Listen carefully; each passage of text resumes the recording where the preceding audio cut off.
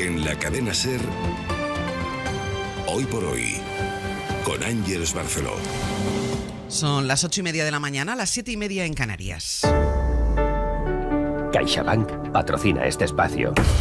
Tiempo para el análisis, tiempo para el abierto en esta mañana de viernes con Carlos Sánchez. ¿Qué tal? Muy buenos días. Muy buenos días. Con Carlos Navarro Antolín, buenos días. Muy buenos días. Y con Javier Aroca, muy buenos días. Buenos días. Vamos a empezar actualizando los datos que tenemos a esta hora sobre lo que ha sido la noticia de la madrugada, esas alarmas antiaéreas que han sonado en la localidad de Isfahan, en Irán. Es una ciudad en pleno centro del país, además es un punto estratégico dentro del programa nuclear iraní. Han sonado, como decíamos, las alarmas, se han escuchado explosiones. Irán ha desplegado su escudo antimisiles de protección. Hay mucha confusión todavía sobre si este es ese ataque que se esperaba por parte de Israel como respuesta al ataque iraní de hace unos días. Pablo, a esta hora, ¿qué sabemos exactamente de lo que ha pasado? Bueno, hay mucha confusión porque todavía se desconoce el alcance o si esto es solo una primera fase de esa anunciada contrarrespuesta de Israel. Lo que sabemos hasta ahora es que esta mañana se han escuchado una serie de explosiones en el entorno de una base militar de esa ciudad iraní de Isfahan. El objetivo elegido, desde luego, es importante porque Isfahan es el centro del programa nuclear iraní que siempre ha estado bajo sospecha de Israel. Creen que Irán está utilizando ese programa con fines militares para desarrollar la bomba nuclear, quizás para utilizarlo contra ellos.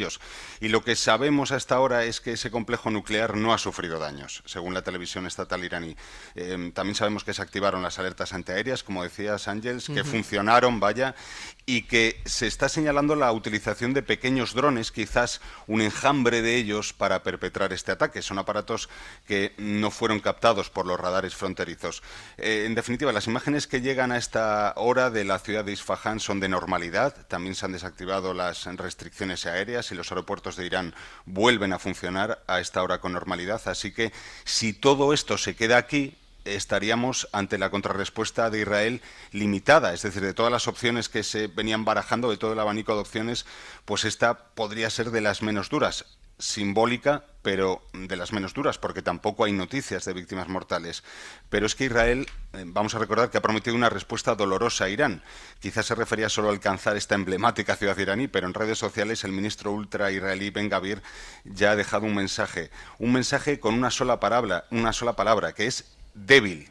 Entendemos que se refiere a la intensidad de esta anunciada contrarrespuesta israelí. Recordemos, Pablo, que había habido unanimidad en la comunidad internacional pidiendo contención a Israel en esta respuesta, y recordemos también que teníamos la vista puesta en Rafah porque parecía inminente el ataque contra esa última ciudad que queda ya en la frontera con Egipto dentro de la franja. Exacto. Bueno, había mucha presión, efectivamente, desde el pasado sábado para llamar a la contención de Israel en su contrarrespuesta, pero incluso Estados Unidos lo daba por hecho. Prácticamente consideraba inevitable que Israel respondiera a lo que representaba el primer ataque de Irán sobre su territorio, lo que vimos el pasado sábado, y incluso en Washington decían que iba a ser inevitable esa respuesta. A lo largo de los últimos días se ha intentado atenuar, digamos, esa sed de venganza de Israel, incluso por la vía de las sanciones al régimen de Teherán, que hemos visto que anunciaba tanto Estados Unidos como la Unión Europea. Ayer mismo Estados Unidos anunciaba detalles de esas nuevas sanciones a Irán, pero desde luego que de todo el abanico, como te decía Ángeles, de posibles respuestas de Israel que se venían barajando, esta, si se queda aquí, insisto, porque no sabemos qué puede pasar o todavía están muy poco claras las consecuencias de lo que hemos visto esta noche, pues sería de las respuestas más limitadas de las que se venían barajando. Pablo, hacemos una cosa, mantengo la línea abierta contigo a lo largo de toda la mañana, primero para actualizar cualquier novedad que conozcamos sobre el ataque de esta madrugada, y después porque ayer hubo votación en el Consejo de Seguridad de Naciones Unidas sobre el reconocimiento de Palestina, del Estado palestino. Lo hablamos luego, ¿te parece? Aquí me quedo. Pues vuelvo con el jefe de Internacional en unos minutos, pero mientras tanto me voy a ir a Israel. Ahí está el corresponsal del país, Antonio Pita. Antonio, ¿qué tal? Muy buenos días. Buenos días, Ángel. Antonio, nos daba ya algún detalle, algún dato, Pablo, pero ¿hay alguna reacción, alguna respuesta del gobierno israelí a lo que ha sucedido esta madrugada? No, silencio absoluto, salvo lo que comentaba Pablo del ministro de Seguridad Nacional, Itamar Ben Gvir, que además los medios iraníes lo están dando le están dando mucho peso, pero en realidad es una persona que busca mucho ganar votos y no pierde una oportunidad de decir algo polémico, pero en general hay silencio, que es lo habitual de Israel cuando hace operaciones en el extranjero, como mucho sugiere unos días después que han sido ellos y unos años después lo reconoce, pero por lo general silencio, mucha atención informativa, pero nadie se ha pronunciado. ¿Qué interpretación haces, Antonio? Porque hablamos ahora también con Pablo de esa contención que de manera unánime, incluido Estados Unidos, le pedían al gobierno de Israel. Mañana va a ser una semana del ataque de Irán en territorio israelí. ¿Puede ser esta la respuesta o el inicio de la respuesta? Sí, coincido con Pablo en que creo que es posiblemente una opción limitada que le permite salvar la cara a la vez que demostrar que puede atacar a Irán. El problema es que en estas situaciones donde se genera una especie de guerra dialéctica y de amenaza, al final tiene muy poca marcha atrás determinadas cosas. Antes incluso del ataque de Irán a Israel había dejado claro al primer ministro Benjamín Netanyahu que un ataque directo sería respondido con un ataque directo. Y si toda la idea es mantener la disuasión, que es lo que se supone que aspiran Irán e Israel, pues al final no golpear en Irán habría quedado como un gesto de debilidad. Entonces mi impresión es que efectivamente han optado por algo muy limitado por la presión internacional y para evitar que desencadene una guerra regional, pero mostrando que pueden atacar a Irán y que no se conforman con atacar a Hezbollah o a otras milicias en la zona. Y mantiene, mientras tanto, Antonio, el ejército israelí la presión sobre Rafah, ¿verdad? Sí, es que, bueno, precisamente una de las opciones que se ha valorado en los últimos días es que a cambio de una respuesta limitada, Estados Unidos otorgase la luz verde que no le había querido dar a la invasión de Rafah, lo que sería que los palestinos acabasen pagando el precio de toda la tensión en Oriente Próximo. Se mantiene el despliegue, ¿no?, del ejército ahí.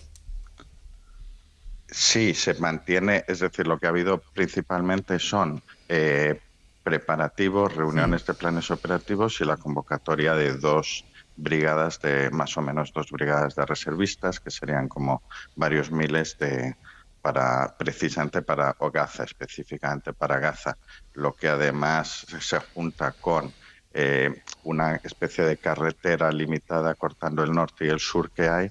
Todo eso, bueno, pues hace pensar que Israel tiene la capacidad de lanzar esa operación, o por lo menos de lo que tiene pensado y de lo que se supone que iba a empezar a hacer ya la semana pasada, que es lanzar las octavillas para iniciar lo que ellos llaman la evacuación, que sería, bueno, pues el desplazamiento forzoso de la mitad de la población o más de la mitad de la población de Gaza que se encuentra ahora mismo en la zona de Rafah. Pues Antonio Pita, corresponsal del País en Jerusalén, muchísimas gracias, como siempre, por estar con nosotros. Nada, vosotros. Iremos buscando otros puntos de vista, iremos actualizando, insisto, toda la información que vayamos conociendo de lo que puede ser la respuesta, esa respuesta medida, como nos comentaban tanto Pablo Morán como Antonio Pita, ese ataque iraní sobre Israel del sábado pasado. Decíamos, Aroca, que toda la comunidad internacional le había pedido contención a la hora de dar la respuesta. Netanyahu lleva una semana debatiéndose, intentando encontrar cuál es el camino, cuál es esa contención. Vamos a ver si lo de hoy es solo el inicio de lo que pueda ser o solo es, como nos decía Antonio, la demostración del toque de atención, de decir puedo hacerlo cuando quiera y además en un punto estratégico para el programa nuclear iraní. Yo creo que Israel pretende eso, pero lo que ha hecho y pretende hacer Israel ya es sabido y amortizado. Ya sabemos que Israel puede golpear donde quiera porque tiene la capacidad militar y la capacidad tecnológica para hacerlo.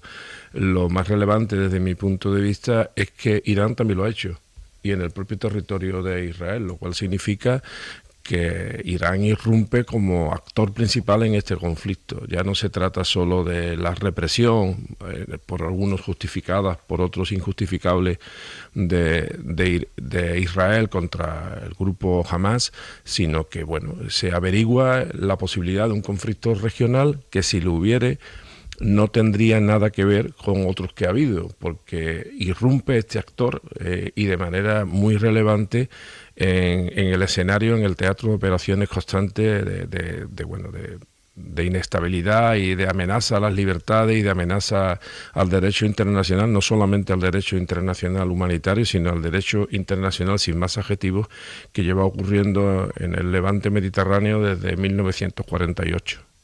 Carlos Sánchez. Bueno, he vuelto a hacer lo mismo, he vuelto a sentar a los dos Carlos en la misma mesa.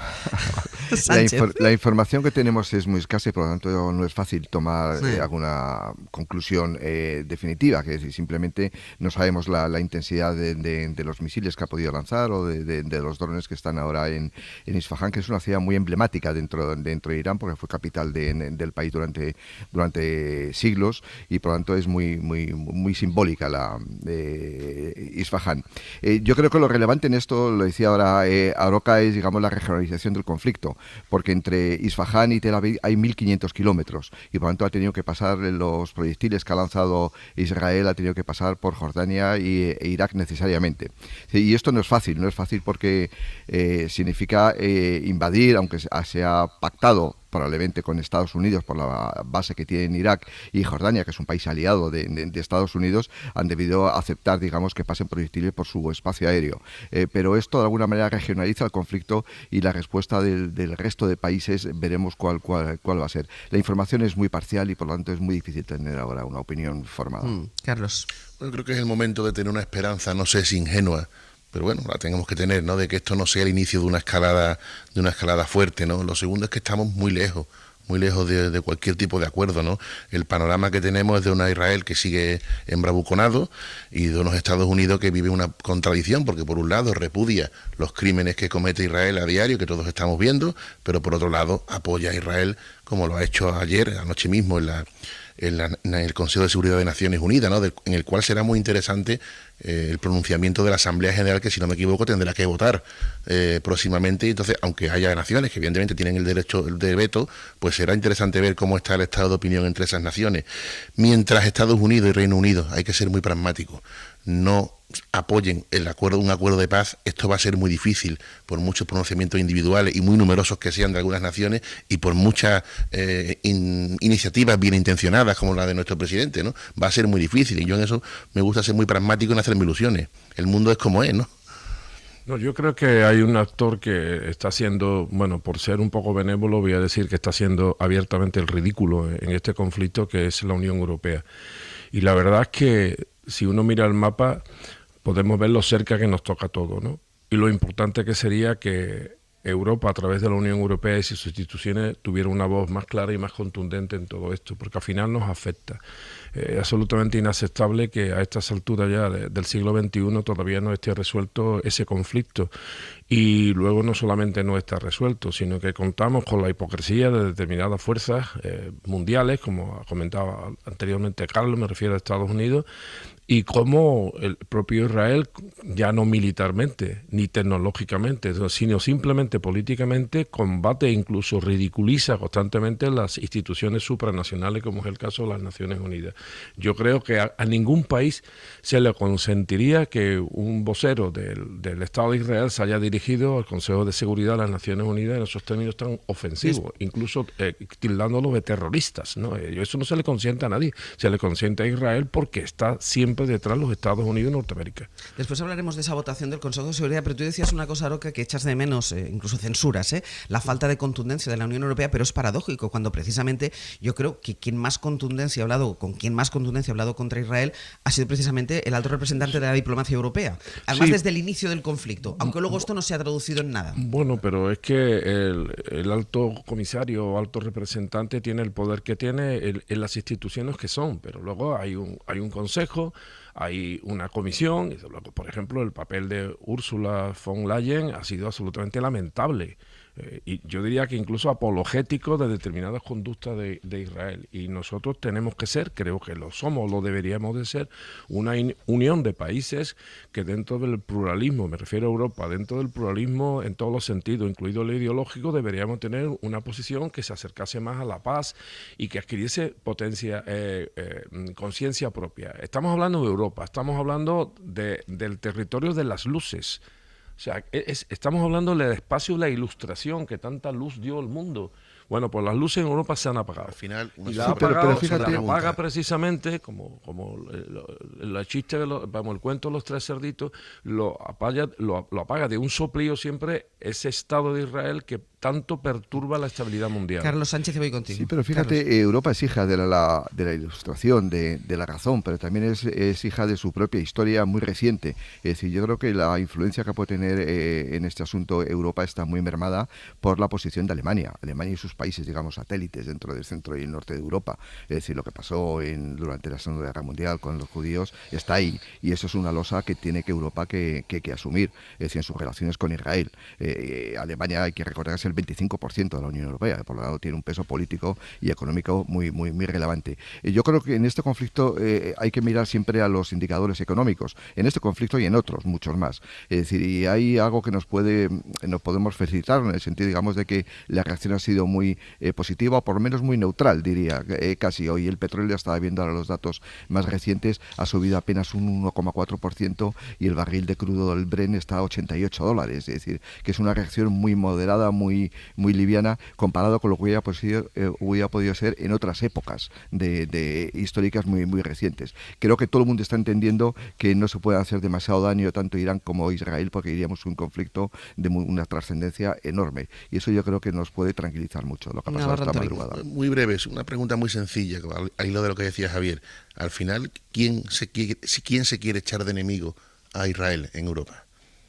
El mundo es así, es que aquí están algunos especulando descaradamente, pensando en un medio plazo, y bueno, nuestro presidente, el que ha hecho un par de giras, la primera de ella muy valiente, la segunda se ha quedado casi en soledad. ¿Pero por qué? ¿Quién se quiere echar de enemigo a Israel? Si es que esto es muy sencillo. ¿Quién quiere tenerlo de enemigo a Israel? Que es un malísimo enemigo, por otra parte, todos nos entendemos a qué me refiero. Muy mal enemigo. Un enemigo, un interés geopolítico clave, un país estratégico. Un enemigo vicario. Es que esto es así, claro. Al final, la existencia de Israel, los términos que se comporta y en los términos que salta a piola sobre las resoluciones de las Naciones Unidas, es solamente una manifestación extraterritorial de los Estados Unidos, que tiene una posición policial en el Levante Mediterráneo, de control de muchas cosas, entre otras de la propia Europa. Hacemos una pausa y lo retomamos.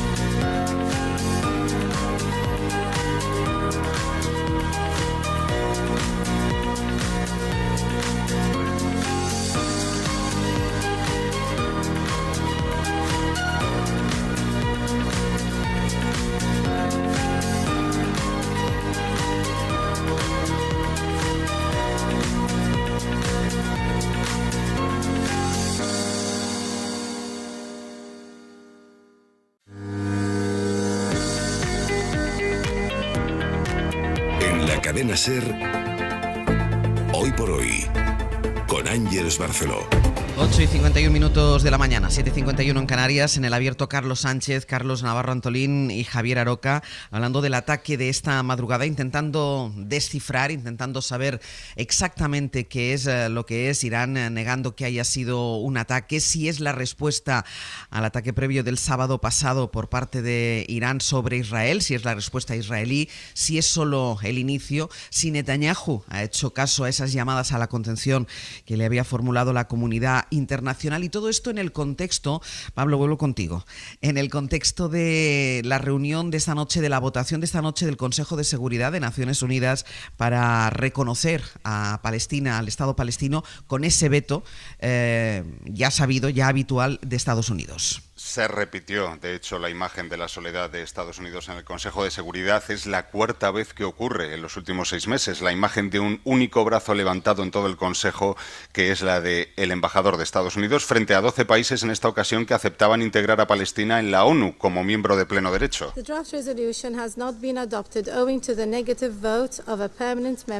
Y el resultado es el veto a la propuesta, a pesar de que el propio embajador de Estados Unidos defendía en la sala la solución de los dos estados, y lo que se votaba anoche era un reconocimiento del Estado palestino, que también apoyaba el secretario general de la ONU. Failure to make progress towards a two-state solution will only increase volatility and risk for hundreds of Advertía Antonio Guterres que el rechazo a esa propuesta y a la solución de los dos estados aumentaría la volatilidad de la región. El representante palestino apeló a la responsabilidad de Occidente. Con Palestina fue especialmente emotiva la llamada final del embajador de Argelia. The international community stands with you, Palestine. Expresando el apoyo del mundo entero al pueblo palestino y apelando a Yasser Arafat y el proceso de paz, en fin, pero finalmente Estados Unidos cumplió el veto. Antes, el embajador israelí había dicho, Ángels, que esta propuesta, es decir, reconocer a Palestina como miembro de pleno derecho de Naciones Unidas, era un premio para los autores del 7 de octubre y que, de aprobarse, el Consejo de Seguridad debía llamarse el Consejo del Terrorismo. Gracias, Pablo. A ti, hasta luego. Ahora analizaremos estas palabras, las mencionaba antes Javier Aroca, pero dejadme, porque podemos hablar ahora con Ignacio Álvarez Osorio, él es catedrático de Estudios Árabes e Islámicos en la Universidad Complutense de Madrid. Ignacio, ¿qué tal? Muy buenos días. Buenos días, Ángel. Sobre el ataque de esta madrugada o sobre esas explosiones de esta madrugada, que hay poca información tanto por parte de Israel como por parte de Teherán, ¿qué lectura haces tú? Quizás era un escenario previsto, porque desde hace varios días se anunciaba, ¿no?, una posible represalia israelí por ese ataque contra su territorio. Yo creo que Israel no podría, dábamos todos por sentado que no podía dejar, ¿no?, ese ataque sin respuesta, pero dentro de los amplios escenarios que podían darse, pues se ha optado por una respuesta, podríamos considerar, de mínimos, ¿no?, un ataque contra una base aérea iraní en Isfahan, y no contra el programa nuclear iraní, que esto sí que podría haber generado una escalada peligrosa, porque ya había anunciado precisamente los altos mandos de la Guardia Revolucionaria iraní que en el caso de que ese programa nuclear fuera atacado, ellos responderían contra el propio programa nuclear israelí, ¿no? De tal manera que se ha apostado quizás por la menos mala de las opciones que había sobre la mesa, y por cierta contención. Ahora lo que está por ver es la respuesta de Irán, si dará por cerrada esta crisis o elevará aún más el listón. ¿Sería una señal de Israel de puedo hacer lo que quiera pero me quedo aquí? Pues yo creo que aquí va a ser muy importante la posición y la capacidad de presión que pueda tener la administración norteamericana. Es decir, si consigue contener a su aliado, y si consigue evitar que esta situación siga escalando, porque no olvidemos, aquí el principal riesgo es que haya un error de cálculo por una de las partes que provoque una colisión directa y que lleve al conjunto de la región a una guerra de impredecibles consecuencias. Entonces, se han sobrepasado varias líneas rojas en el curso de los últimos días, primero con el ataque israelí al consulado de Irán, en Damasco, después con el ataque de Irán contra territorio israelí, el primero que emprende la República Islámica en sus 45 años de historia contra el territorio de Israel, y ahora con esta respuesta que no olvidemos, no es la primera, porque en los últimos años Israel ha atacado en varias ocasiones territorio iraní, bases militares, también centros de fabricación de drones, ¿no? Entonces, bueno, está por ver, ya digo, si los sectores duros de cada uno de los bandos se contentan y dan por cerrada la crisis, o por el contrario, tenemos que asistir a ese ciclo de acción-reacción que podría tener consecuencias sin duda imprevisibles. Y una última cosa, Ignacio, porque especulábamos antes con la posibilidad de que esta contención en la respuesta de Israel permita que Estados Unidos dé luz verde, que es lo que le falta a Netanyahu para ese ataque definitivo contra Rafah. ¿Eso podría ser así?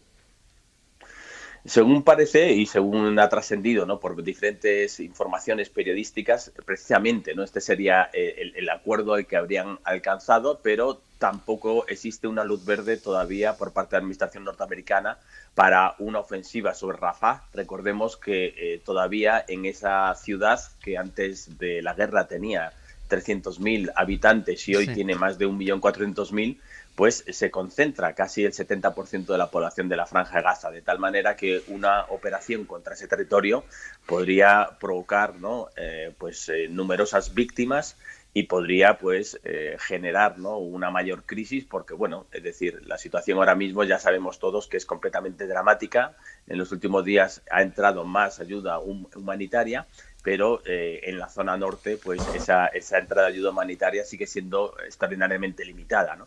Entonces, bueno, quizás la forma precisamente de desescalar en la región sería imponer de una vez por todas un alto el fuego y resolver de una vez por todas también el conflicto palestino-israelí, que sin duda es el nudo gordiano, ¿no?, del enfrentamiento, y contribuiría sin duda a desescalar todas las crisis y todos los conflictos latentes que hay en la región. Íñigo Álvarez Osorio, como siempre, muchísimas gracias por atendernos. Muchas gracias a vosotros. Hasta luego. Vamos a hacer una pausa, el boletín a las 9. Antes, Íñigo Sastre, buenos días.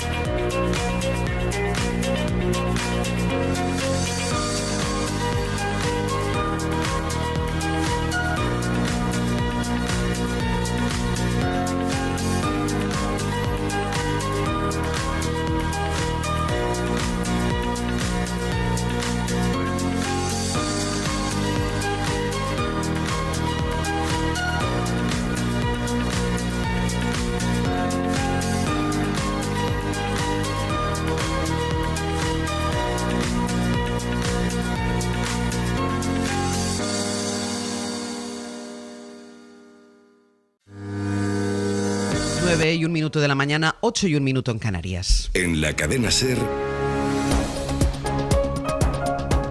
Hoy por Hoy, con Ángeles Barceló.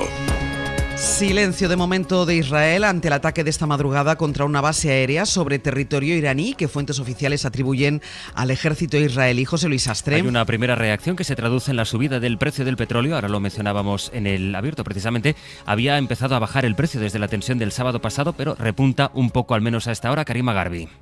El petróleo está subiendo ahora mismo un 1,5%, aunque ha llegado a subir más de un 4% en las primeras horas tras conocerse la noticia del ataque, borrando en unas horas las bajadas de toda la semana. El barril de Brent de referencia en Europa cotiza en los $87, mientras el West Texas se encuentra en los 83. Los mercados europeos acaban de abren con caídas. El IBEX cae un 0,8%, el DAX alemán cae un 1%, y la bolsa francesa un 0,7%. Sobre el terreno, pocas novedades hasta ahora, más allá de los primeros llamamientos que empiezan a llegar ya de los países aliados para que la tensión, Gillian, se quede aquí. Francia ha sido el primero en reaccionar. El número 2 en el Ministerio de Exteriores dice que Israel tiene derecho a defenderse.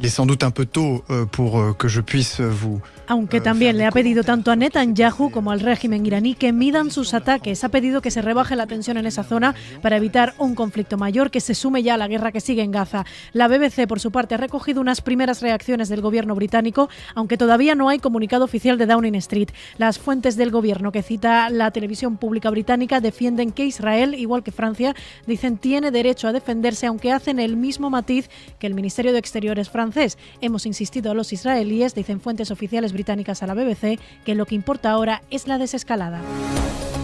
Es el viernes en el que aquí en España va a acabar esta próxima medianoche la campaña electoral de las elecciones en las que Bildu le disputa la hegemonía al PNV en el País Vasco. Este mediodía, debate decisivo de los candidatos en la cadena SER en Euskadi.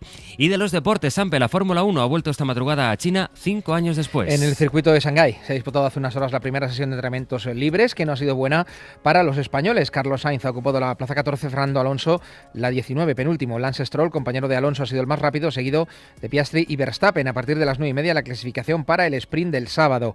Del fútbol, el domingo se juega a las 9 el Clásico en el Bernabéu, pero esta jornada 32 en primera se estrena esta noche desde las 9 con el Athletic Granada. Arranca también la jornada 36 en segunda a las 8:30 Tenerife Leganés.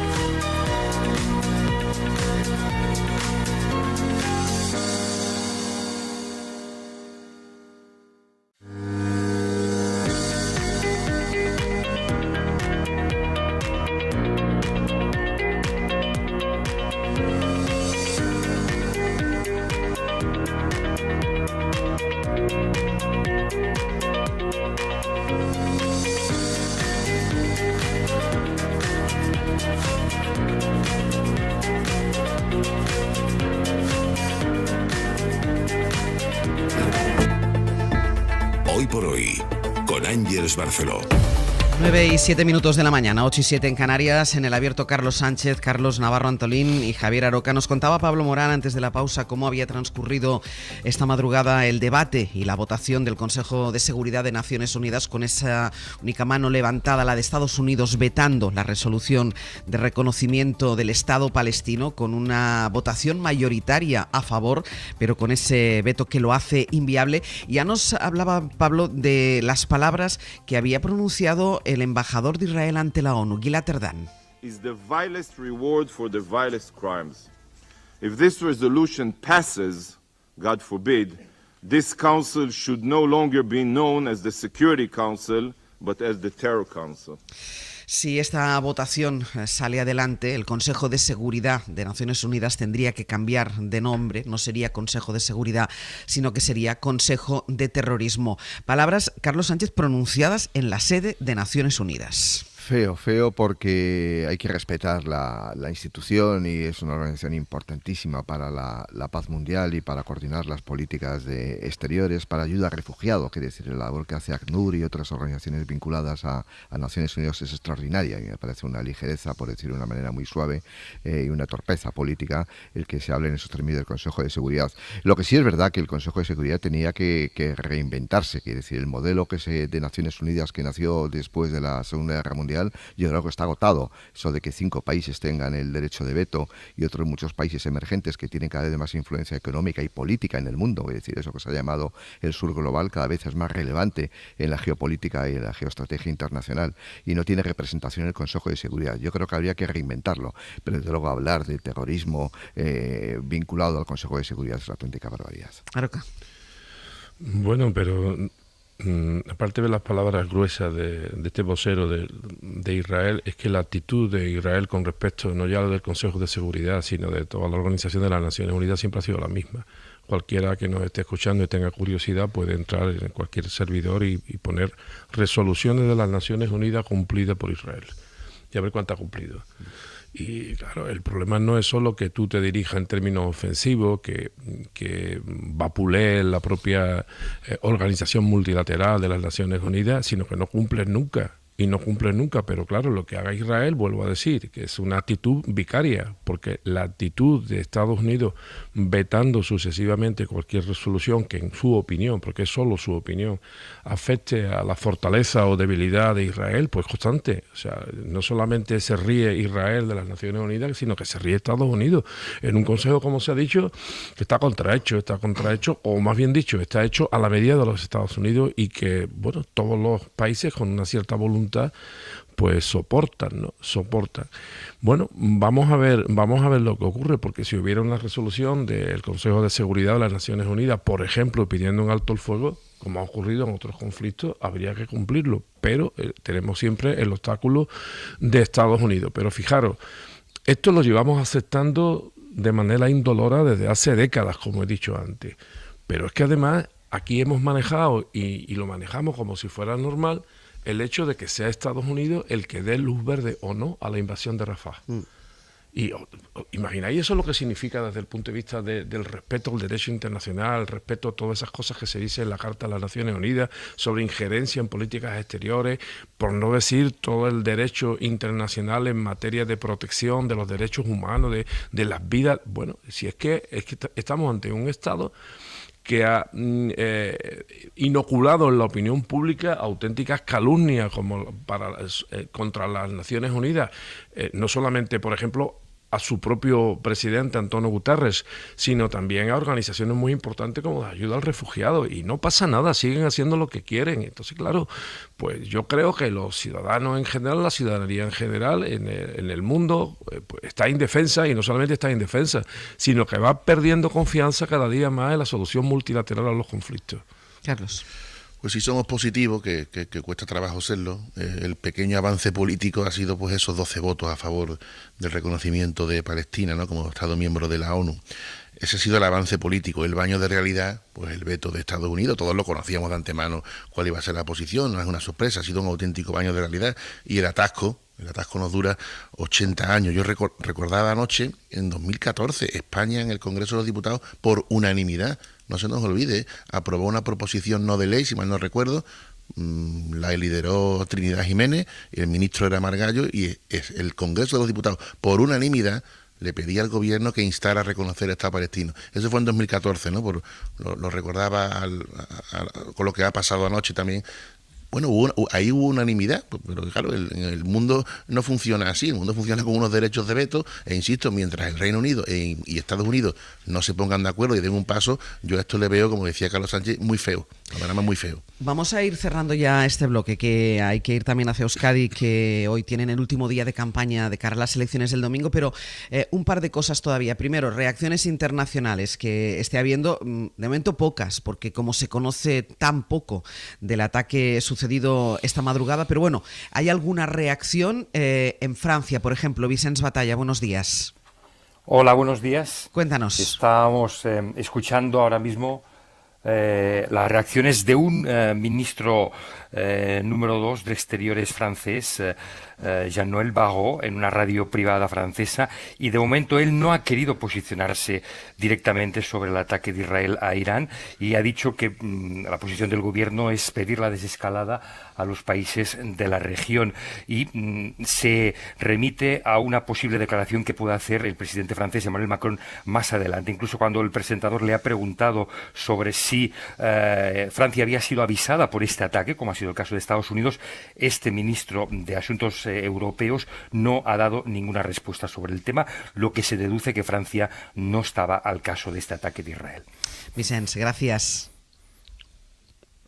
Y en el Reino Unido, Lucas Font, buenos días.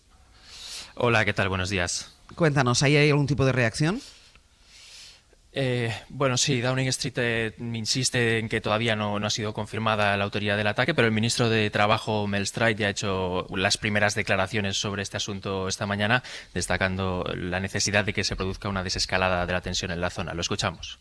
De-escalation is really important now, and we are urging Israel, Iran, everyone across the region to do that. Notwithstanding, dice el ministro que están pidiendo esa desescalada tanto a Israel como a Irán, pero ha destacado también al mismo tiempo el derecho de Israel a defenderse. El ataque se ha producido pocos días después de la visita del ministro de Exteriores David Cameron a Israel, en la que confirmó la intención del gobierno de Netanyahu de responder a ese ataque de Irán con misiles y drones, un ataque que el Reino Unido ayudó a repeler con el despliegue de aviones en la zona. El gobierno británico ha sido uno de los grandes aliados de Israel desde que comenzó el conflicto, ha insistido en varias ocasiones en ese derecho de Israel a defenderse, pero al mismo tiempo también ha destacado la necesidad de que no se agrave la situación en la zona, algo que también ha recordado el primer ministro Rishi Sunak esta semana en una llamada con el mismo Netanyahu, en la que pidió también un mayor acceso a la ayuda humanitaria en Gaza. Lucas, gracias. Hasta luego. Y solo nos queda una cosa, que es irnos a Teherán. Ahí está Catalina Gómez, ella es periodista, corresponsal de France 24 Horas y de La Vanguardia, corresponsal en Teherán. Catalina, ¿qué tal? Muy buenos días. Muy buenos días. Saber la versión que se da en Irán de lo sucedido esta noche. ¿Qué se dice desde el ejército y qué se dice desde el gobierno? Desde el gobierno absolutamente nada, todavía no tenemos declaraciones. Y desde el ejército solamente se tienen dos versiones. Una del comandante militar de la ciudad de Isfahán, que realmente confirma que se activaron estas defensas antiaéreas en la madrugada, pero dicen porque identificaron objetos no desconocidos a los cuales derribaron sin haber causado ningún daño, que es lo que dice él en su momento. Pero esto no es las imágenes que veíamos a las 5 de la madrugada cuando empezaron a pasar por las redes sociales algunos videos en que, si bien se veía esta defensa antiaérea trabajando, también se hablaba de dos explosiones. Una de las agencias de noticias incluso puso que estas explosiones habían sido cerca al aeropuerto de Isfahán, a las afueras de la ciudad, pero esto luego todo lo han ido negando, le han ido quitando importancia en la medida que han pasado las horas, y hablan de pequeños drones comerciales que habrían sido incluso lanzados desde Irán. Es decir, ellos no hablan en ningún momento ni quieren pronunciar la palabra ataque. No quieren, y realmente ni siquiera quieren reconocer que hubo este objeto, que fuera un dron o lo que sea, haya llegado desde por fuera de las fronteras de Irán. Ellos insisten que nada fue lanzado desde por fuera de las fronteras. Nos comentaban antes que las calles, la vida en Isfahán con toda normalidad, y entiendo que en Teherán también, nada se ha alterado. Hay que tener en cuenta que hoy es viernes, hoy es un día en que realmente no hay tráfico, no hay nadie, la gente se despierta tarde. Y también hay que tener en cuenta que Isfahán, donde se oyeron los ataques, las explosiones esta mañana, no están en la parte central de Teherán, de Isfahán, están a las afueras de la ciudad, casi a 20-25 kilómetros, una parte desértica, entonces tampoco tiene que influir nada en la vida diaria de Isfahán. Y lo que hemos visto en Teherán también es una vida muy tranquila, sigue normalmente. Pues Catalina, te agradezco muchísimo también la información desde ahí. Muchas gracias. A ustedes. Pendientes, como desde que hemos empezado este abierto, pendientes de cualquier novedad sobre la situación en Oriente Próximo. Vamos a hacer una pausa y a la vuelta vamos a irnos a Euskadi, viernes, último día de campaña electoral y además con un debate decisivo en la cadena SER.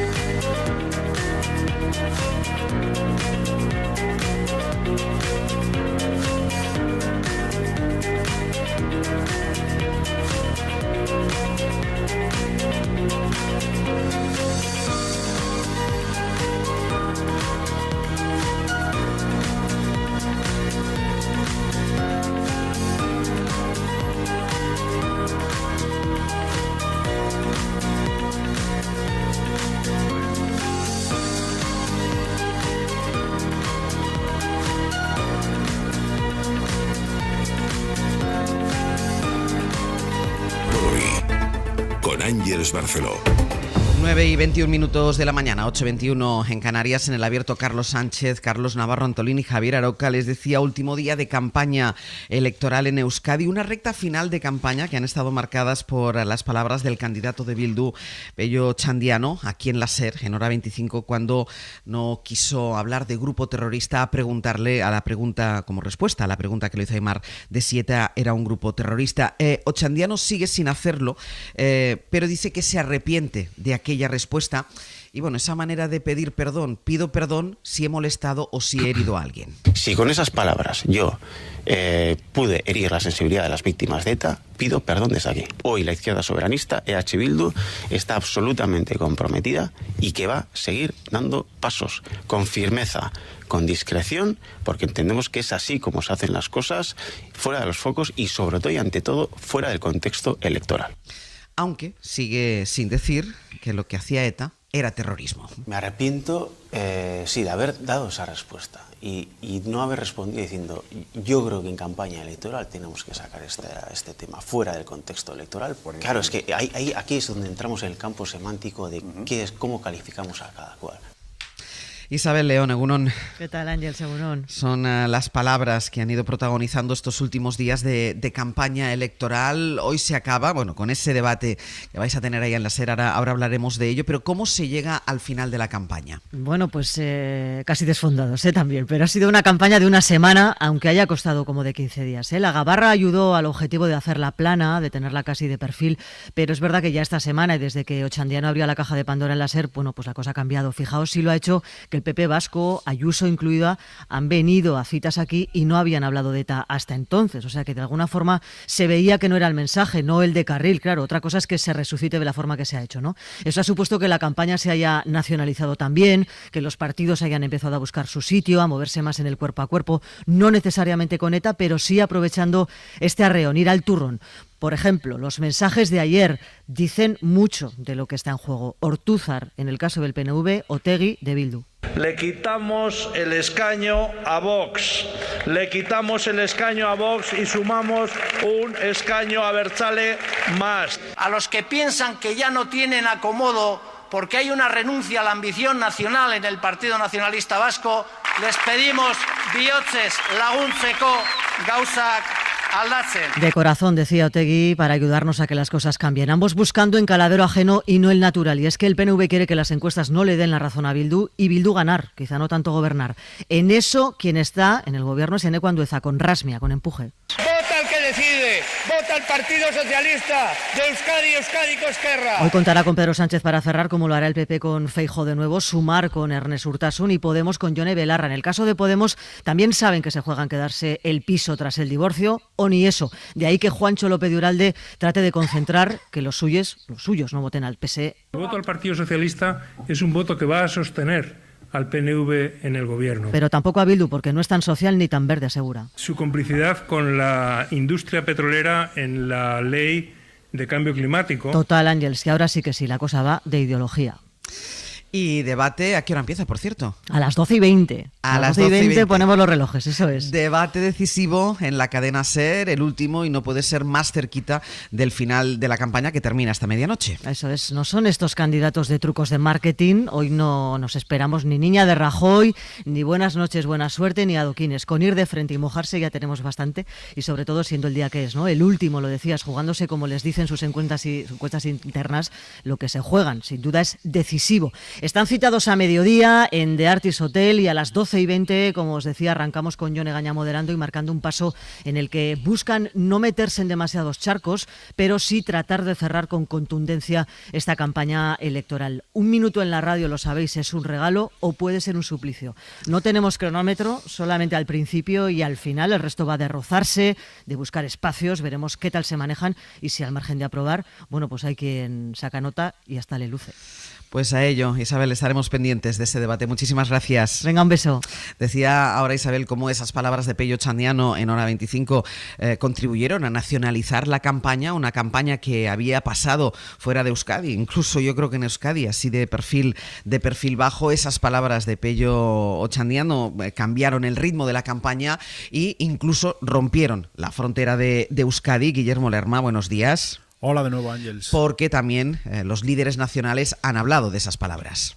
Sí, las declaraciones de Ochandiano, lo venimos diciendo desde el martes, Ángels, han servido al PSOE para reafirmarse en ese rechazo a apoyar o compartir un gobierno con EH Bildu en Euskadi. Hemos visto a varios ministros durante toda la semana cargar contra el que es su socio parlamentario en el Congreso por los titubeos del candidato Abertzale sobre ETA, y ayer era el propio presidente del gobierno quien desde Bruselas decía que las explicaciones no eran suficientes. Evidentemente no. No, yo creo que a las cosas hay que llamarlas por su nombre.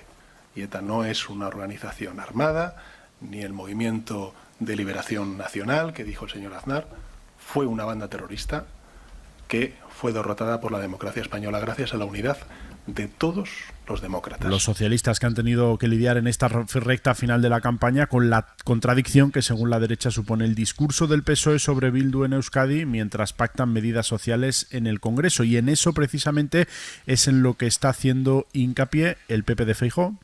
Por tanto, que el Partido Socialista se ría del pueblo vasco, que intente engañarle y que intente decirle que hay que romper con Bildu, cuando gracias al Bildu tenemos un presidente del gobierno socialista, tenemos un alcalde de Pamplona socialista y una comunidad autónoma de Navarra socialista, es una falta de respeto al pueblo vasco. Y yo vengo aquí nunca a mentir al pueblo vasco, sino a decirle la verdad. Ayer Sánchez también limitó la influencia de esa formación de H. Bildu, diciendo que como con otras lo que hace el gobierno es buscar su apoyo para sacar medidas sociales en la Cámara. Todas las elecciones autonómicas, bueno, todas las elecciones se leen en clave nacional. ¿Quién se examina, de qué se examina y cuál es la clave nacional de estos comicios en Euskadi, Guille?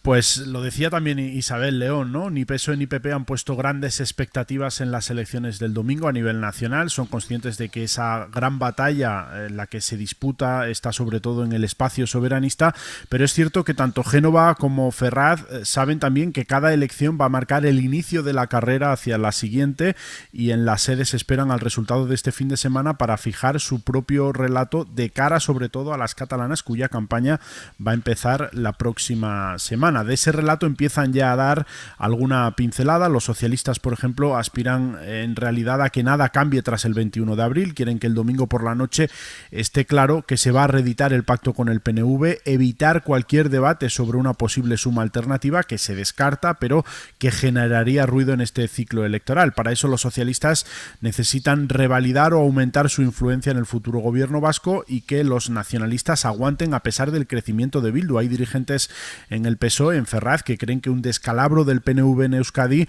puede complicar la relación con ellos en Madrid. Se muestran más preocupados por esta reacción de los jeltzales que por un hipotético cabreo de H. Bildu si quedan finalmente primeros, si no gobiernan por la alianza del PSOE con los nacionalistas. Y en eso es en lo que va a incidir el PP, en ese relato. Los de Feijóo buscan, por un lado, dejar sin representación a Vox, taponar a la ultraderecha en su batalla, pero sobre todo poder salir de estos comicios advirtiendo de que quien gana por la estrategia de alianzas de Pedro Sánchez es el independentismo radical, y ese fue el mensaje que ya empezó de hecho a dejar ayer Alberto Núñez Feijóo en su visita por Euskadi. Guille, gracias. Hasta luego. Hasta luego. Ahora que ha habido dos campañas dentro de la campaña. La primera campaña, podemos decir, antes de las palabras de Ochandiano, y la segunda después de las palabras de Ochandiano.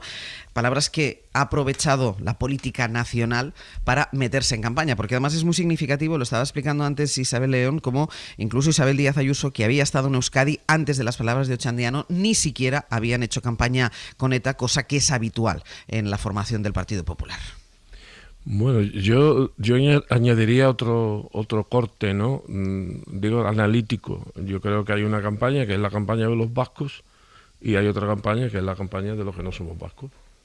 Y bueno, pero eso ¿cómo se come? Pues como se comen este tipo de cosas. Siempre tenemos una pulsión, analizar, en este caso, las elecciones vascas con una perspectiva, con una lupa española, pero es que en Euskadi no pasa eso. En Euskadi están debatiendo de sus cosas.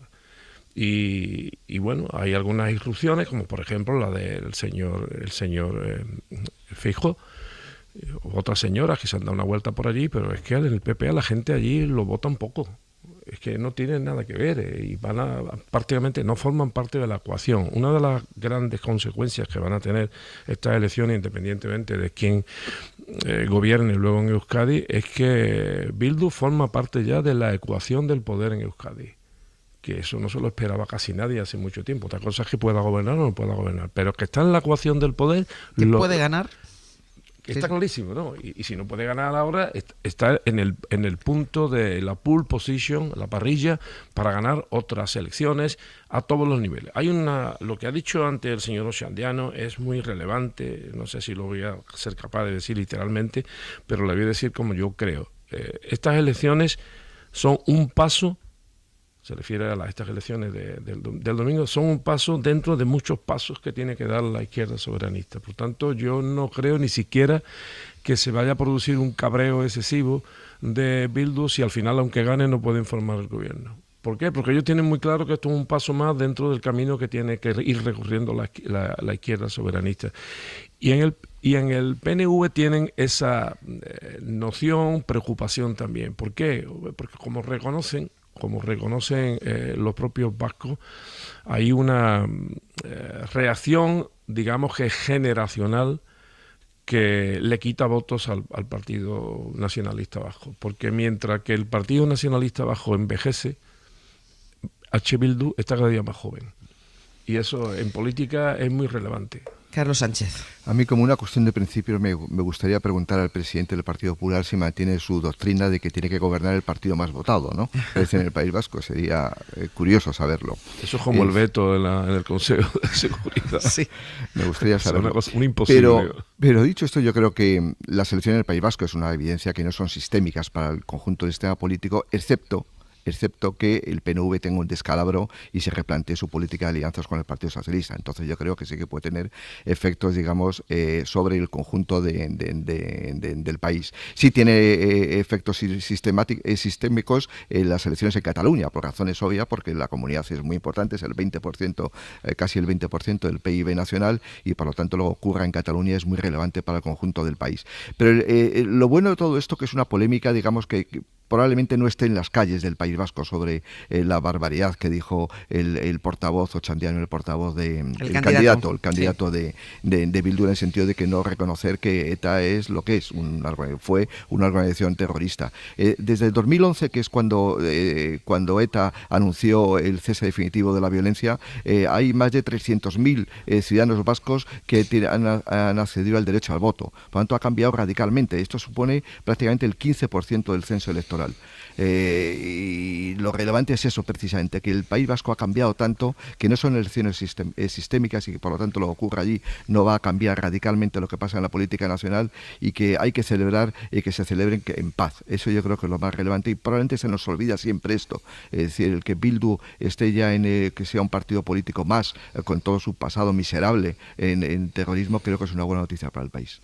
Carlos. Yo creo que es una obligación explicarle a esos 300.000 nuevos votantes del País Vasco de dónde viene Bildu y qué es Bildu. Y yo no dudo de que Bildu ha llegado a las instituciones por la vía absolutamente democrática. No se me ocurre dudarlo en ningún momento, distinto es las náuseas que me produzca, ¿no? Pero Bildu, y ha quedado demostrado con esa ruptura de campaña que ha habido al final, ha quedado demostrado que es el partido, para mí, legatario de ETA, y eso hay que explicarlo, porque no se puede pasar página en falso. Todos estamos de acuerdo en la paz, todos estamos de acuerdo en ese juego democrático, pero aquí hay unos señores que vienen de un sitio de donde no venimos los demás. Mucho cuidado. ¿Y por qué se ha pasado página en falso? Y ahí es donde está la gravedad, que ha quedado de nuevo en evidencia. Por las tres razones de siempre: porque no ha condenado los atentados, porque no se ha ayudado a esclarecer los muchos atentados que se han quedado sin resolver, y porque no se ha intentado reparar o indemnizar de alguna manera a las víctimas. Una vez que se haga eso, entonces yo creo que todos podremos pasar página de verdad. ¿Y hay contradicción en el gobierno de Pedro Sánchez por el hecho de apoyarse en Bildu en el Congreso y en cambio rechazar y no querer pactar para formar gobierno en Euskadi? Yo creo que no hay contradicciones. Hemos visto cosas rarísimas en política. Cuando un partido conviene con otro algún tipo de acuerdo, no es un pacto de sangre, sino es simplemente un pacto de oportunidad. Entonces hemos visto cosas, acordaros que en Cataluña hubo un tripartito, y hoy parece que eso es anatema, por lo menos en la fila soberanista, sugerir que Esquerra Republicana podría votar o apoyar un gobierno conducido probablemente por la que será la lista mayoritaria, creo que será la del señor Illa, eso es un anatema. Por tanto, yo no veo contradicción. Hombre, puede haber incoherencia en algún momento determinado, ¿no? Pero bueno, al final la política en las comunidades autónomas, sobre todo en las que tienen un mayor nivel de competencia, son distintas a las competencias, a las políticas que se hacen en el plano estatal. Y por cierto, una cosa que sí puede parecer una contradicción, pero que ellos consideran que no lo es el compromiso de las izquierdas adversales con algunas políticas de Estado. porque algunas políticas de Estado que se han podido aprobar en el Parlamento de España han sido gracias precisamente al apoyo de Bildu. Y medidas de las que se benefician, por ejemplo, los jubilados. Es decir, ¿es una contradicción? Pues no sé, cada uno que vea cuáles son sus propias contradicciones. A mí, en cualquier caso, me produce, como se decía antiguamente, maravilla, ¿no? El lenguaje cervantino, ¿no? Me parece maravilla que la gente evolucione, se integre en las instituciones democráticas e incluso que aporte con su voto pues perspectivas de entendimiento y en muchos casos de progreso. ¿Tú cómo lo ves, Carlos? Pasar página no es olvidar. Pasar página significa hacer una política práctica. La política nace para resolver el conflicto social. Y si deja de resolver el conflicto social no es política, es otra cosa.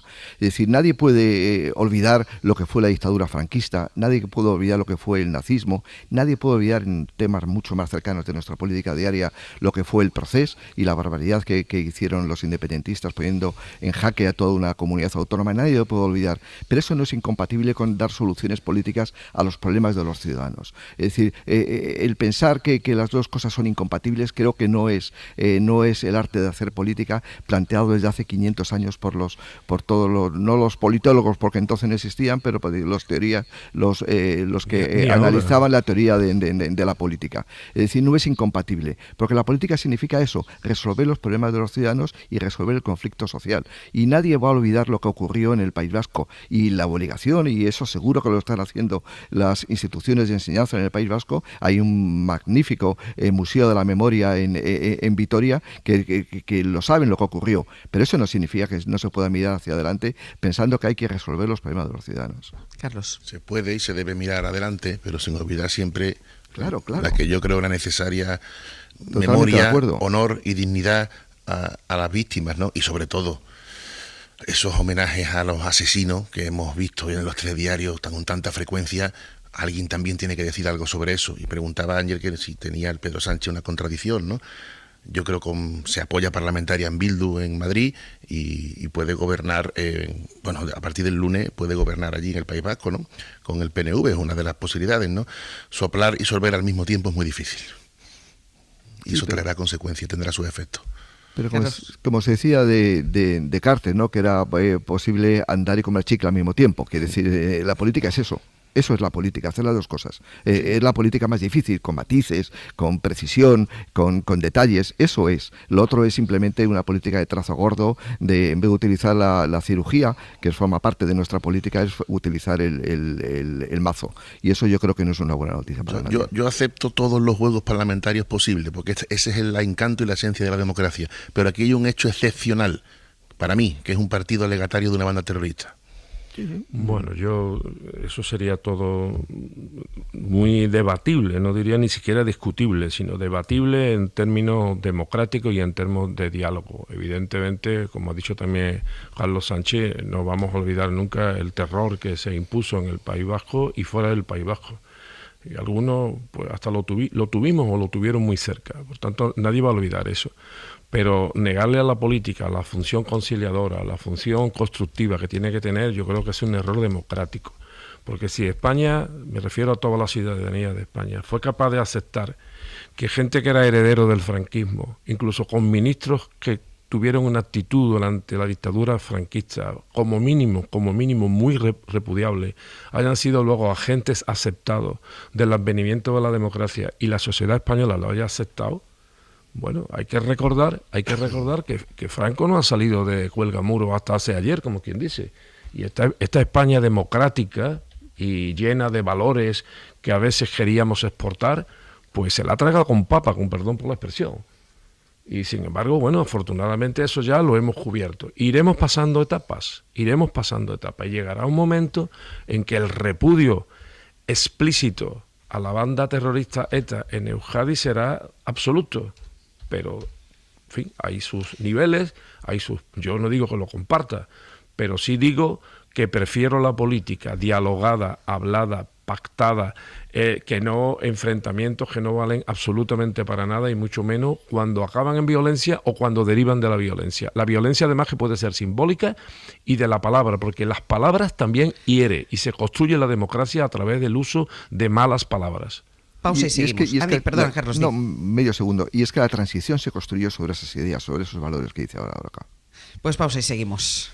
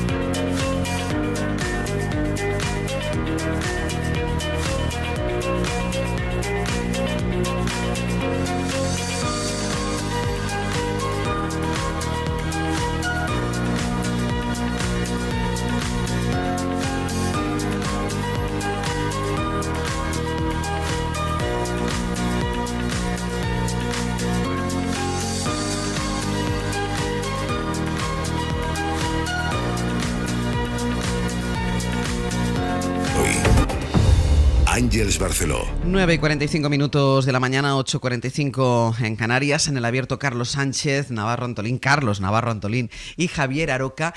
Y lo último, que está ahí en la frontera entre la economía y la política, porque hay polémica por la OPA de Emiratos para controlar el 100% de Naturgy. Esta sería la parte económica.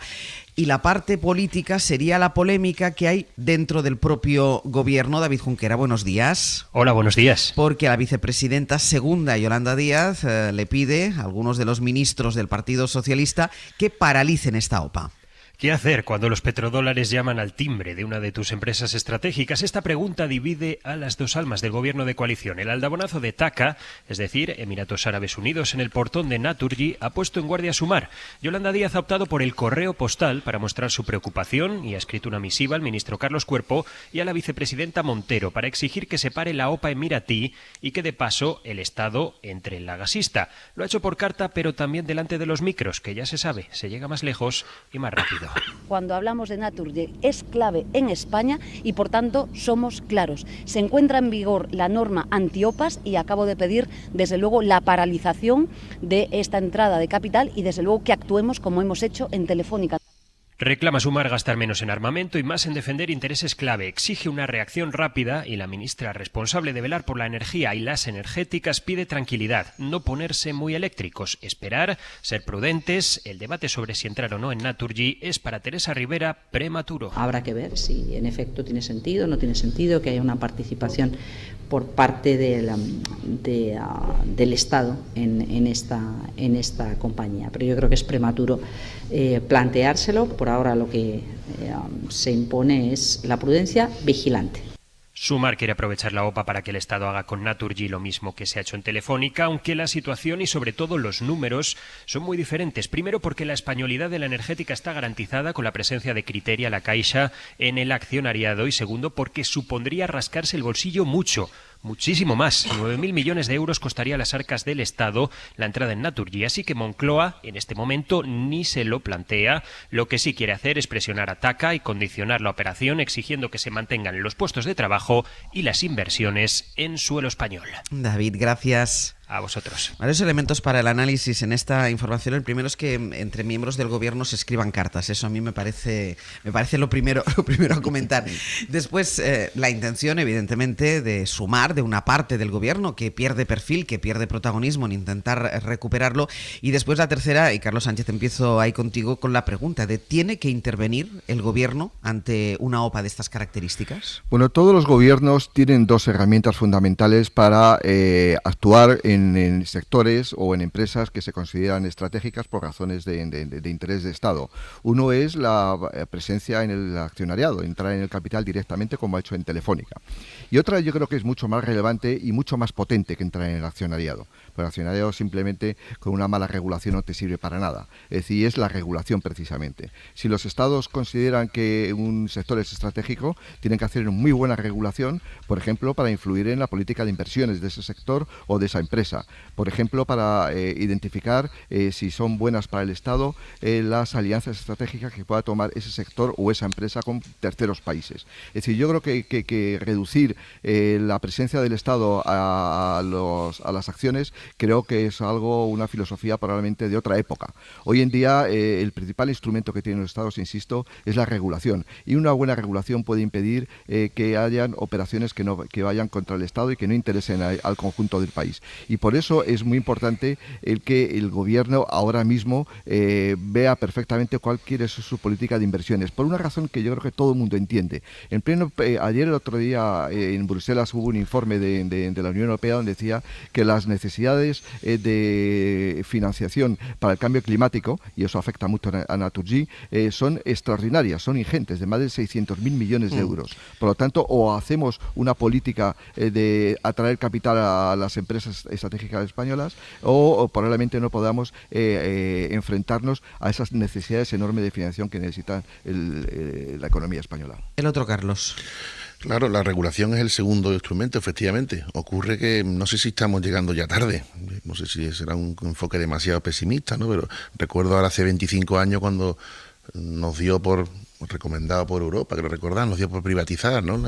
Endesa, Regentaria, Repsol, Telefónica, y ahora parece que nos estamos arrepintiendo porque yo creo que estamos llegando tarde. Yo sí creo que el Estado tiene que tener como mínimo una presencia moderada en empresas estratégicas, la tiene que tener, pero yo ese debate creo que ya ha pasado.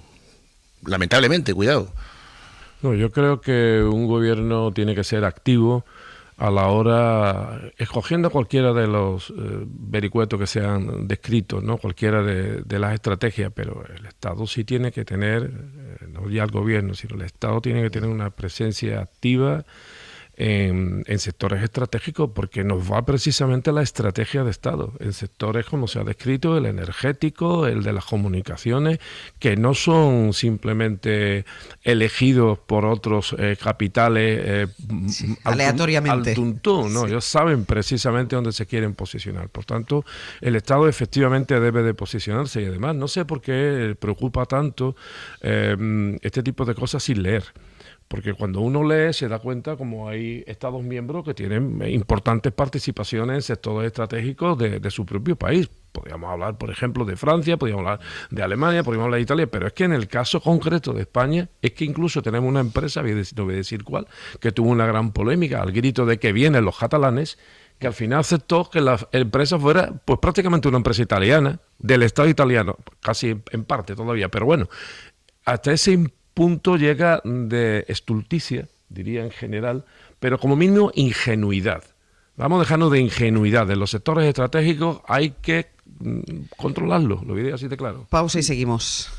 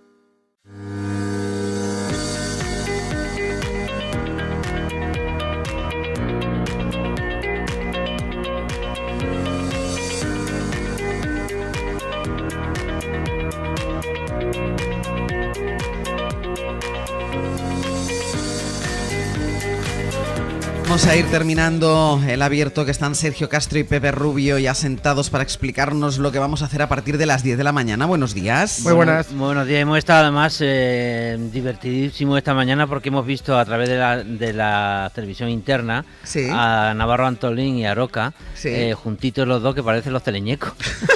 Eso es lo más bonito que nos han dicho. Es más bonito, tenemos menos cabeza, Los de volumen. De volumen, de interior, aquí, no, claro. Aquí a mi derecha los tengo a los dos y los dos están sentaditos, sí, uno viene juntito al otro, es verdad. Sí, en plena forma. Y en cambio Carlos ha estado solo ahí todo el rato. Más solo que Lo gusto que habrá estado allí.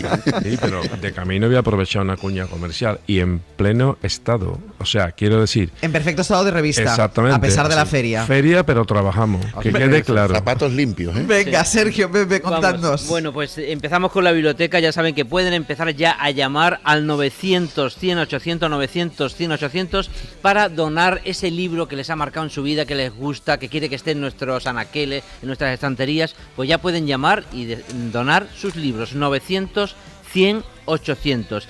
Y hoy nos visita en la biblioteca el escritor murciano Miguel Ángel Hernández con su libro Anoxia. Bueno, Anoxia, y también nos trae otro tiempo por venir, que fue el proceso de escritura de Anoxia, ¿no? Dos libros maravillosos, pero donde vamos, el tema central es algo que fue una costumbre del siglo XIX, principios del XX, que era la fotografía post-mortem, esa fotografía que se hacía a los muertos recién muertos, que las familias guardaban como recuerdo. En torno a ese tema surge una gran historia.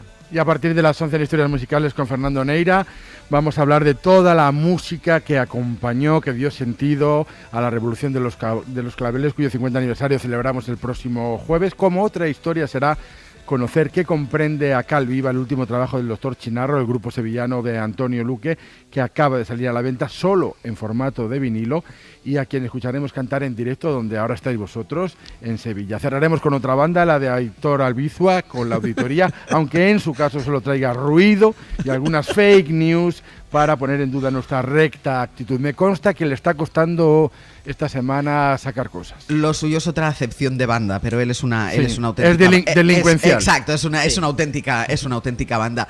Señores, Carlos Sánchez, Carlos Navarro Antolín, Javier Aroca, muchísimas gracias y hasta la semana que viene. Hasta luego.